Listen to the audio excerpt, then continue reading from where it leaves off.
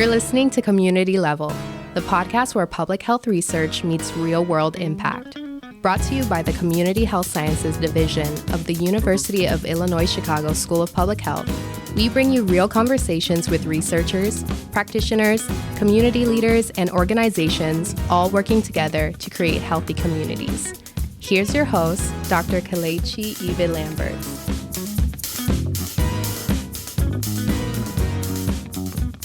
Hello, everyone. Welcome to the Community Level Podcast. I am very, very excited to have on here a good brother and a good steward in the community, Mr. Keith Lewis. First, before I'm going to allow you to introduce yourself a little bit, but I do want to just formally introduce you to the listeners. Mr. Keith Lewis is the Senior Director of the Community Collaboration and an Adjunct Professor at the University of Illinois Chicago. He serves on so many committees, but most importantly, serves on the Chancellor's Committee on the Status of Black Affairs and Advisory Committee for Black Student Success. He's also very much so involved in Community Leadership's Fellow, the Chicago Rites of Passage Mentoring Institute, and the Chicago Community Trust African American Legacy Fund. He got his BA from Michigan State University and also his MPA from Governor State University. So representing Michigan, Brother Lewis, thank you so much for joining. How you doing? I'm doing well. So happy to be here. And thank you for having me. Absolutely. It's a pleasure. And so, we formally read the bio, but I do want you to take a couple minutes if you just want to introduce, yourself to the audience informally and talk a little bit more about just who you are, what you're passionate about, and anything else you'd like to share. Again, I'm originally from Western Michigan, specifically Muskegon, Michigan, affectionately known as the Mid-State, the Midden State. And I was raised by a single mother who poured a lot into myself and my sister about education and just pursuing our dreams. And that was really the foundation for me in many ways. And as I stated, I went to undergrad at Michigan State University, went initially as an electrical engineering major, went further than most, but did not quite make the cut and ended up changing to materials and logistics management. At that time, that was one of the most kind of upcoming majors at Michigan State. But also, I would say during that time, I really went through a transformative process. I've shared this turning point moment. I used to work for university apartments, and it was a friend of ours. It was a group of guys that worked together, but it was one particular guy named is Marco Esther, who would often kind of be talking about Afrocentricity and Black nationalism. And I would listen to him, and other guys just be like, go somewhere with that. And one day he just pulled me aside and he just frankly said, like, man, you're different. There's something different about you. You need to own that. And here was a peer that, again, who had just kind of pulled me up in such a way that no one ever had. And that just really led to me really getting involved with a lot of different Black Student Alliance, other organizations, program Our Brother's Keeper. When we go down to Detroit and mentor young men in middle school, and it just became a new calling for me. So even though I finished with business, I knew that corporate America was not for me, which we were essentially being groomed to go into, but I had a different calling, and that's really what led me to applying for this program in Chicago, Public Allies, which was a leadership program for young adults 18 to 30. Michelle Obama was the initial executive director. And that's what brought me to Chicago and really was my entry point to working in community. So I've been doing that in different contexts for a long time now, for many moons. Yeah. And I mean, I want to learn a little bit more just from my own understanding. Like, what would you say has been the difference? Because I think you said you worked in Detroit and you did some work here. I mean, you do work here in Chicago. And I always think about there's always this connection between like the 312 and the 313. There's always that whole thing going on. But I'm curious to learn a little bit more about what you find are similarities and differences in the communities that you served, either, in Detroit compared to here. Are there, do you see any stark differences, or do you feel like it's all the same due to certain, disparities? Like, what are your thoughts? Yeah, I mean specifically that experience in Detroit was part of this My Brother's Keeper program, Mm, again, where we would go down on Saturdays to mentor seventh and eighth grade students, but they also, again, having gone to undergrad at Michigan State, most of the black students at Michigan State were from the Detroit area. And so, and then so again, several of my college roommates were from Detroit area, and so that's where I really got introduced to the city, as far as going down on weekends or during breaks. And certainly that was, and again, I was not living in Chicago at the time, but as looking back in things in retrospect, but also just how Detroit has sort of changed throughout the years. I mean, again, Detroit was at one point a really thriving metropolis.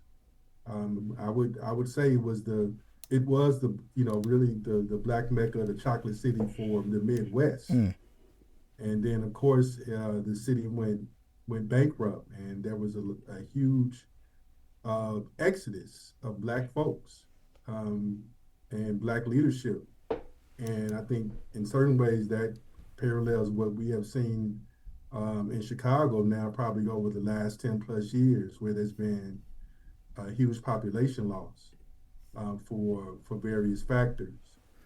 And so I think in those ways, they're definitely very much akin, just the ways that the city has changed, both politically, I think economically, just the makeup and the culture of the cities in that. Detroit certainly is not segregated in the way that Chicago is. mm. And I think now I definitely even spend more time there now because I have, family members who have moved there throughout the years. And I think that, but I've also seen that, as far as from the economic and black-owned businesses, Detroit is much more, I think, in sync. And there's definitely much more. I think just the landscape is probably a little stronger than Chicago, and supports there for black entrepreneurs and black business. I just seen that there's a lot more coordinated efforts going on. But I think at the same time, though, there's still some of the same issues that, as far as education disparities, uh, black folks being pathologized in many ways. Mm-hmm. I think still there's a lot of parallels between those two cities. Yeah. But I think just very much though the culture aspect of it is very vibrant. I think that's another parallel between Detroit and Chicago. Okay. Yeah, no, that's interesting, especially the segregated piece, right? I think Chicago's always kind of had this long-standing history of being, and people say it, but to actually, hear it from someone who lives or lived outside of the city, it's interesting. So I think, what would you consider, I shouldn't say consider, but what keeps you motivated? You've been doing this for a very long time, right? Like, what has been some like consistent things that you feel when serving in the community that continues to motivate you to keep working and throughout all these years? And what do you think are some things that have changed over the years, and what do you think are some things that still we got to continue to work on? I mean, my entry point into the Chicagoland area, again, through Public Allies. I worked in Ford Heights in the south suburbs. And at one point, Ford Heights was one of the poorest communities, suburban communities in the country. And so when that was just a reality that was also kind of connected in a lot of ways to how I grew up. Again, with a single mother, but also in a very much low income working class in Muskegon, Michigan. And as I mentioned, as I kind of went through this transformation process, it was always about this question of what role do I play and can I play in for the betterment of Black people and Black communities. And there are lone things as I've continued to learn more and experience more just how deeply entrenched and systemic and structural a lot of these conditions that we saw then, like almost 30 years ago, and we continue to see now.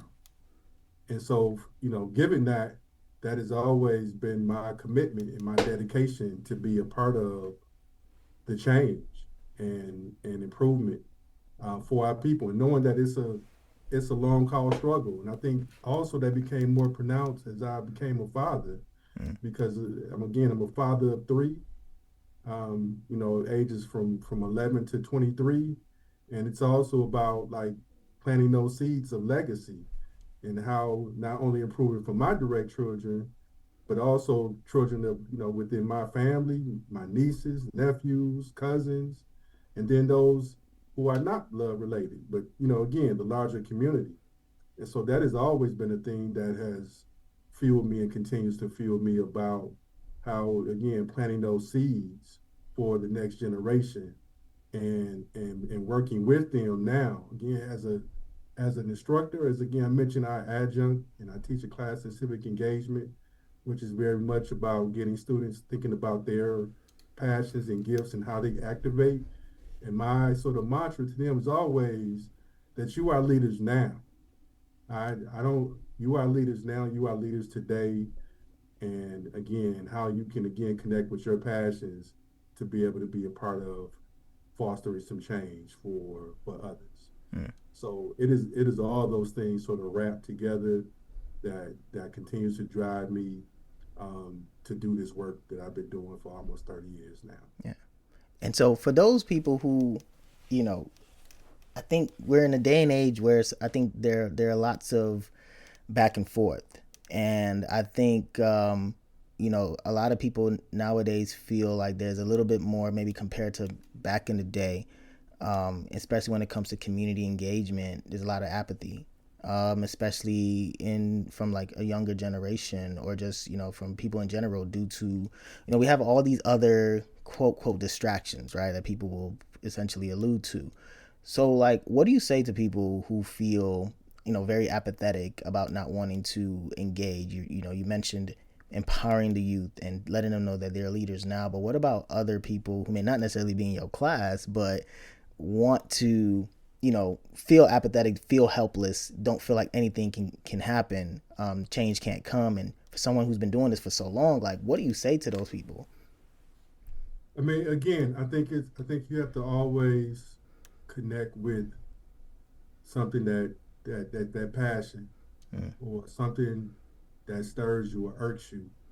There's a lot, particularly in this time right now, that that rings true about. And so there are ample opportunities to sort of have this righteous indignation around. And I think that is a starting point. And I know, again, for many folks, and again, this is what we talk about in my course, but also just talking with young people throughout the years, that they feel that sometimes things that they may uh, maybe feeling compelled to do, that there's just not going to make any difference. But I think, part of my approach and what again has been part of my training is also about the power of the collective and being able to connect with others who may have similar views and are angry and want to make some change, but then trying to figure out, okay, how do you do this? And I think that's just the reality of it is not just a one person shop. It does require a collective. And so it's about how do you begin to mobilize, recognizing whatever that issue may be, and then how you identify what people bring to the table, those different gifts and talents, to be able to strategize of how you're going to attack said issue. And I think, both from a strategic and systematic standpoint, but also very much believe in very much in the communal sense of, because I've been a part of a lot of different efforts. And when I know that change does not come slowly, or quickly, I should say. It does not come quickly. And so therefore, it does require having a sense of those folks who are nurturing and supporting you, people that you kind of pour into each other mutually to be able to sustain yourself. And that's just one thing that I've just really come to know and have experienced directly as far as these different efforts Mm. play a part of. So the question of, apathy, I've never really believed in apathy. I think you just got to find a way to ignite folks. And then I think there's something that stirs in people in the core of them. There are things that just naturally upset folks or things that you see and witness. It's just about, okay, how do I sort of take this anger and this disdain and channel it into something? And oftentimes I think with others, that's going to help strengthen the impact, but also how strengthen how you sustain, that effort. You spoke about the collective and you spoke about activation, and so that kind of segues into the next set of like topics that I wanted to bring to you. But I want to focus on your work with the community collaboration, office community collaboration as senior director. So for those who may not be familiar or aware about this office and what you all are doing, can you share with us, maybe in a very the simplest of terms, what would you say you do and your office does for people in the community? Sure, sure. So I think I'll just start off with the origin story, Yeah. just a quick synopsis of that. Again, I came on the heels of post George Floyd, as many of those institutions were grappling and kind of going through this reckoning period. UIC, University of Illinois Chicago, was not absent of that. And essentially, our then chancellor formed this Advancing Racial Equity Task Force. And I was part of a group that was focused on community engagement. And we were really charged with looking at how to strengthen UIC's presence on the South and West sides, how to increase Black student enrollment at UIC, and how to strengthen community collaborative research. And so that from that led to the genesis of the Office of Community Collaboration being formed, and I was blessed enough to be named as the senior director. And so in that, we are essentially instituting a place-based initiative focused on the South and West Side, specifically in Auburn Gresham and North Lawndale on the West Side. We opened up these two neighborhood centers in the fall of 2022.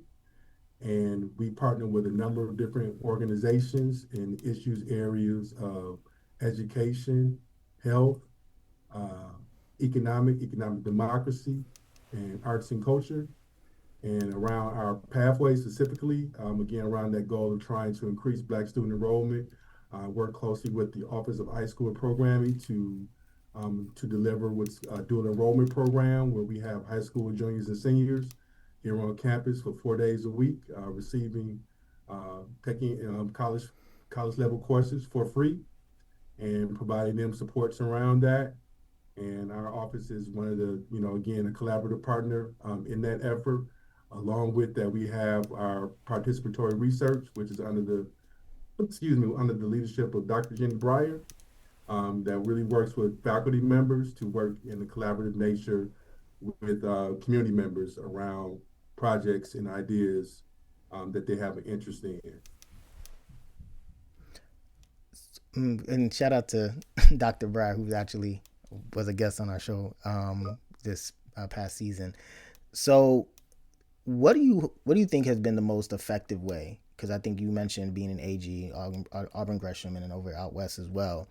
What have you considered the most effective way that you all have been able to engage the community, specifically the younger, when we talk about the students and trying to get them enrolled? What have you found most effective as far as reaching out and being able to grab their attention and keep it? Yeah, I mean, I think one of our guiding values and principles is our centering community voice. And I think also building authentic relationships. And part of how that is being done is that we have two community coordinators, one for each neighborhood. Crystal Stevenson, who is an Auburn Gresham resident for our Auburn Gresham neighborhood center, and then her counterpart, Cameron Townsend Riley, who is the North Lawndale community coordinator, who has worked in the neighborhood for a number of years. They're our boots on the ground and are really our trusted figures in both neighborhoods, and have really embedded themselves within the fabric and work with a number of different organizations, are part of various collaboratives, And that's one of the things that we really felt was important, was to have that physical presence beyond the centers, but really have individuals who are connecting and building genuine ties and relationships with different stakeholders. And so, given that, and we've really heard feedback, we've held feedback sessions with different community stakeholders. That overwhelmingly has been the thing that has come across, is about how those individuals in our office, right, how we're viewed as trusted, as a trusted entity. And that helps when it comes to recruitment and building partnerships and engagement, um, with for different events, different programming. Those relationships matter, and that is something I think that we've been very successful at establishing and maintaining. And again, when we talk about that, that is part of our practice. We reflect on how we are upholding and espousing to those values and principles. And so, and I think again, it's being validated by what we hear back from community stakeholders. And that really enables us to, again, help to get access and do the outreach and create and engage different, whether it's young people and young adults, seasoned adults, Yeah. Across the spectrum in terms of our programming that's being offered. Yeah. I got a chance to visit the Auburn Gresham Center I think it was last year or so. And I just love what is happening over there, especially with their collaboration with Mile Square. And I think that you all have done a tremendous job as far as bringing in the health system, bringing it to the community, and not in a way that, at least when talking to people, it doesn't come off as your standard just transplant. It seemed like something that was intentionally trying to establish and sustain trust. So from a health standpoint, like, that's something that I found very impressive. But as you were discussing that, something that continued to come to my head was just trust, right? And trust is something I know that a lot of organizations, there's so many community organizations that are here in the city addressing several needs, and working with several partners and trying to close these gaps that exist. But I'm curious, especially for those who might be listening, who are in community health and learning about it, or already experts in it. What do you all feel is, or how do you, I guess the way I'm trying to frame it is, what is the most important aspect of sustaining that trust, right? Like, how do you make sure that you're able to reassure these community members that this trust is worth, building on and continuing to be a strong foundation in these various partnerships, especially across the West Side and out South? So, what do you think is the most important aspect of that? That's a great question. I would say one thing that I always think about and very mindful. So one of our initial funders was a program officer who expressed his line to me about 5 years ago. And he said, she said that community moves at the speed of trust. Mm. And so I think one of the things that with UIC as this large, well sort of endowed, well-resourced institution, and there's this already natural power imbalance. And so I think that's been one of the things that has helped us, is, again, as I mentioned before, is about centering community voice and really moving at the pace at which community needs us to. And we've had to adapt, and I think that's still an ongoing battle of just about some of the institutional processes when it comes to getting things done and moving things forward, that are not always community friendly. And I've certainly had to, express some resistance around those things, and when trying to get certain things done, but also, again, being that voice, for a community, and many, in certain ways, thinking about, okay, how do I bring community directly to the table to express those things? And I think that is very much what has helped us, is recognizing that it's not about our agenda, meaning the Office of Community Collaboration, OCC, but it's very much about our agenda. And I mean that in tandem with with our, community partners. And that I think helps to establish again and that trust, not only establish it, but help to build it and elevate it. And I think that they've seen that there's really a genuine about being able to maybe adapt and say, okay, if you give us feedback, that it really is taken into account. And if we need to maybe make a pivot or get things to a way that is comfortable for you, that's what we're going to do. And we've had to do that a number of times throughout the inception of this project. And that again to me is just super important in how we stay grounded and really embody what we who we espouse to be. So I think just again being mindful, and then not that we always get it right every time. I'm not going to sit up here and say that we do. Things always goes as was envisioned. But I think again this true intent and commitment to doing so. So when those moments when things maybe not don't quite go as planned, or if there's a mistake made, people know that we are authentic and genuine about our intentions. Yeah, yeah, that's key. That's vital. And so knowing those things, right, and considering the day and age that we're in, I think we, as you were talking about earlier, in terms of this, these are unprecedented times for a lot of things, right? And with that, even before these days, what were some challenges that you all had faced as an organization and overcome, or even working through? Like, what are some of these challenges that you all have to, like, adjust to and overcome now? Well, yeah, I mean, I've spoke about this a number of times in addressing different groups or different audiences. And one thing I will just say, to be very candid, I sort of coined this term institutional placation. And what I mean by that, because although yes, this came out of on the heels of George Floyd, but there was a lot of things I felt like that we were not put in the best position to do and do well. Um, and again, although we were allotted certain resources to begin this work and begin this neighborhood center initiative and open these spaces, we were not we did not have adequate staff. So I had to raise money independently to acquire another community coordinator position. As I mentioned, we have the two community coordinator position, but the initial agreement was that we only had one that was funded. And so for me, that would be a disservice to those communities and to the work and and to that person in that role. You were just kind of being set up to fail. Yeah. And fortunately, I had some relationships and was able to go out and secure some external funds to hire that additional staff person.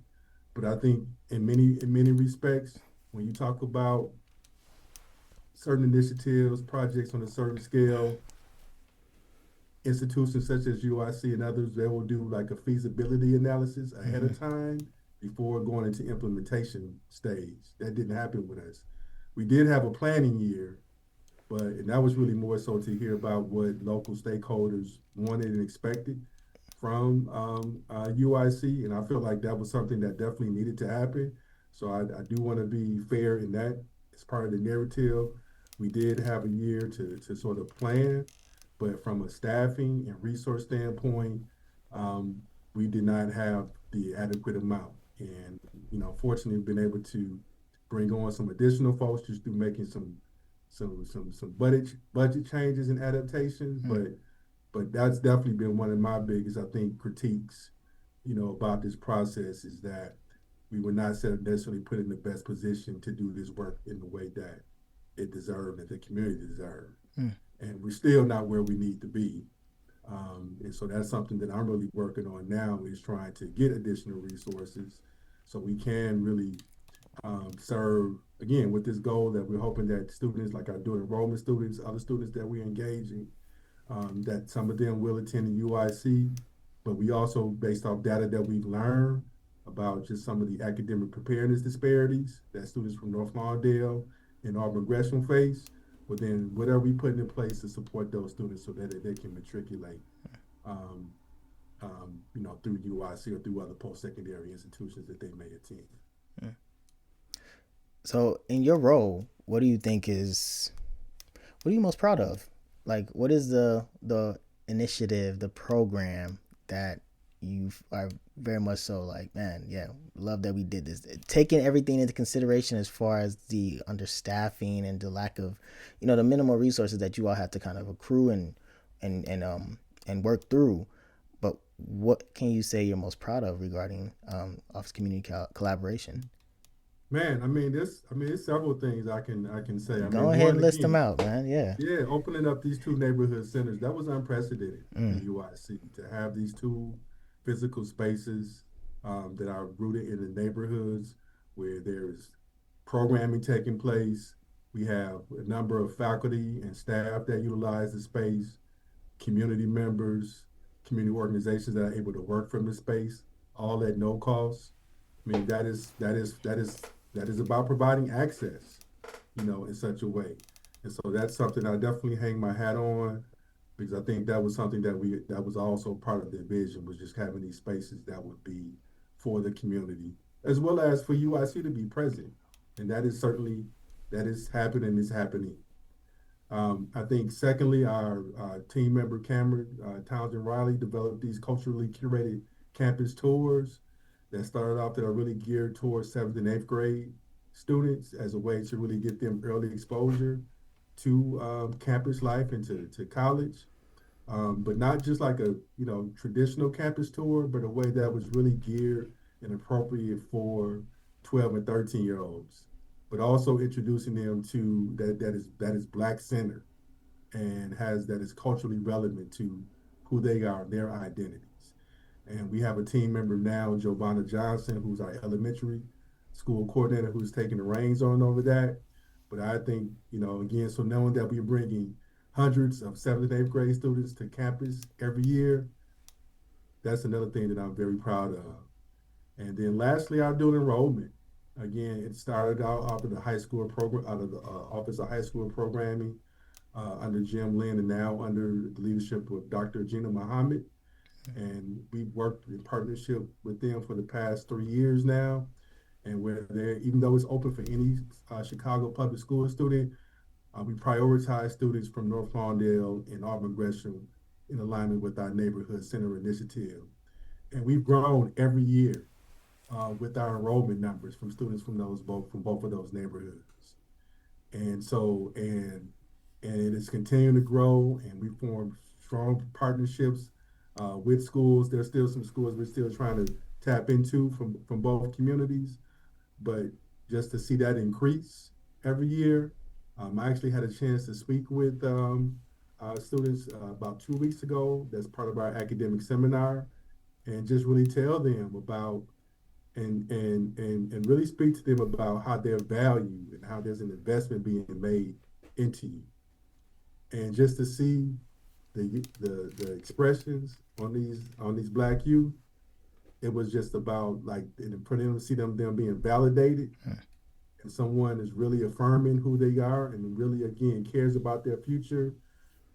I was like, man, this is why we do what we do, right? So that was very much those these things I'm very much proud of as far as our work. I love to hear that. And so I also want to know then what's in store. Like what are some things that you envision that you'd like to see, whether it's changes you'd like to see that your organization facilitates or just things in general that you'd like to envision happening as we continue to move along. Oh yeah, certainly. One of the most immediate things is that again, as far as our Lawndale Center, we're currently working out of the MLK Fair Housing Exhibit Center and been there again since fall of 2022. But we're going to be going into a new location. Our landlord, Lawndale Christian Development Corporation, has a new site, which is going to be at 1600 South Lawndale.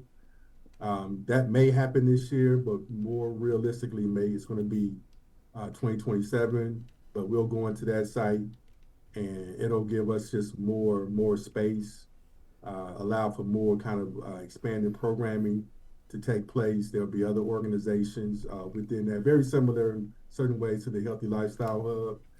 because the space that we're in right now is sort of a standalone site, but this new site will have a co-op of chocolatiers, other organizations. So it's just going to be a really dope space for us to be a part of. So that will be happening within the next year. Okay. Certainly, there's like the vision to expand to other neighborhoods. That was something that when we initially started this neighborhood center initiative, I used to get that question all the time. What about our neighborhood? Right. And so certainly I would love for that to happen. And I certainly have talked with our new Vice Chancellor, Dr. Lionel Allen, about that. And that's something I know that he also envisions. And so we'll see if that also happens. Another thing that maybe I should not divulge, but I'm going to divulge it, is that we're at least starting to have some exploratory conversation. I will emphasize exploratory, but about UIC having community-based housing, Mm. and maybe possibly starting off in North Lawndale. No decisions yet, but it's something that we've had an initial conversation, and we're kind of just taking some steps forward to look into the prospects of that. But if that can happen, that will be a game changer. Yeah. So Absolutely. I'm hoping we can continue moving that forward and garner some interest in that get some legs. That would be amazing, man. That would, yeah, definitely a game changer. And Yeah. so, what resources? These are kind of folded into each other, but what resources have you all noticed has been utilized the most by community members in, either in the neighborhood centers or the lifestyle hubs? What like resources or services do they use the most? And then also just in general for those who are like learning more about what you all are doing, how can people continue to support and continue to just continue to push this thing forward and continue to help raise awareness? Like what can people continue to do to support you all and help you all grow other than I mean, money? again, But like, yeah. yeah. I mean, always, more dollars is Right. definitely necessary. I mean, so that goes without saying. Um, but I think one of the things that we've just seen, I think what has been a true value to a lot of these organizations, because again, we've worked with, I call them the little engines that could. Hmm. They are small scale organizations that have budgets that are roughly probably 300,000 and less, maybe a few that have a few more. Often there's maybe one or two staff persons. Um, and so, as far as them having physical spaces, brick and mortar spaces, many of them don't. And so, being able to provide the access for them to have working space and access to other resources and technical assistance, that I think has been a great value, to those organizations. And one thing that we've also kind of learned is that we put a part of our sort of value add is capacity building. Hmm. And that's one thing that we've now developed a framework that really assesses how we are able to support those organizations with their growth and development. Whether that's through, again, my students, the course that I teach, students have to do 7 to 10 hours of community service hours. And so I've been really intentional to make sure that we get the word out to our community partners and to have them in the fold where they can get a group of 6 to 8 students at no cost to work on a project for them over the course of the semester. And I know that has been a great value for those ones that have taken an opportunity up. And I think, again, we do have a program budget, so we're able to provide funding to those organizations as well.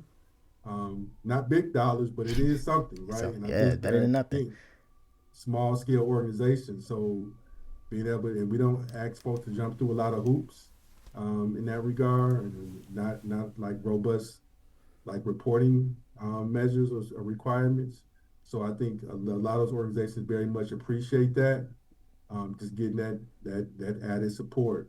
So I think those are definitely just really great examples. And again, I know that both centers, they've had things like this week is during spring CPS is spring break. Auburn Gresham has what's called spring break takeover. So they got the daily activities happening at the Healthy Lifestyle Hmm. for youth. I know Cameron has partnered with a number of different organizations in our North Lawndale site where he's had like just sort of drop in time for for local youth to come in and just play and have structured activities. So that's again, we're just trying to, in our way, I think, also just be a good steward in the neighborhood, and again, provide a safe place, a nurturing environment for young people. Yeah, no, that's dope actually. Even the spring break, the spring break, and just being able to create like activities, right? Keeping kids off the street, giving them something to do. All those things are pertinent in terms of just creating that village and creating a space where people can feel safe and be able to do the things that they enjoy, especially during this time where everybody's kind of on spring break. Fortunately, the weather isn't all that good right now, so many people ain't outside. But all right, so now we've kind of jumped from you and we've talked about your org, and I want to kind of shift back to you as we begin to wrap up. And so I just want to know, for you personally, with everything that you've been doing in your 30 years plus of experience, right, what do you want to, you talked about legacy, so this isn't anything unfamiliar, this isn't coming out of the blue. You talked about passing it on to your kids and beyond that, but what do you want your legacy to be when you retire, right? If and in this work it's kind of like, do you ever really retire? But like, if you retire, what do you want to be able to sit back and be like, yeah, we did that? I know you've talked about the hubs and what you did with the organization, but for you personally, what would you want to say? Yeah, this is what I feel like I left a lasting impression in the work. Man, I appreciate that question. I will respond to it in this way. So this was about a year or so ago. My family and I, we've always practiced Kwanzaa. Mm. And so I was at a Kwanzaa celebration at Malcolm X, and I ran into a gentleman that I've known for some years. And I have my son with me. My son is 23 now. And I had not seen this gentleman in maybe a couple of years. We had worked on a project a few years back. And he came up to when he saw me and he saw my son, he's just like, I want you to know that your father is a good dude, Mm. the man of integrity, right? And he is very deeply committed to community and to community change. And so I tell you that was right there, just hearing that. He works for the city of Chicago, this gentleman does, and is in an upper level position now. Not the time when we were working together, but that is essentially was just I was very touched. It was a very endearing moment. Mm.